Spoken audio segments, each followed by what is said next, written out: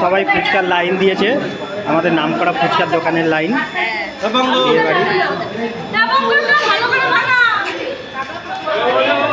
এই যে আমার শালাবাবু সবাইকে ইনস্ট্রাকশন দিচ্ছে কিভাবে ফুচকা খাবে, কিভাবে দেবে না দেবে।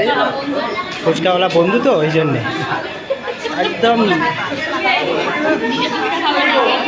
যাকে বলে সেই লাঙ্গটিয়া ইয়ার। নিজে খাবে না কিন্তু আমাদেরকে খাওয়াবে।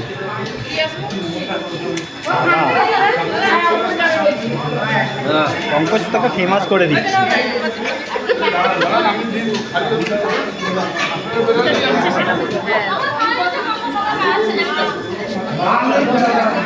ঠিক আছে।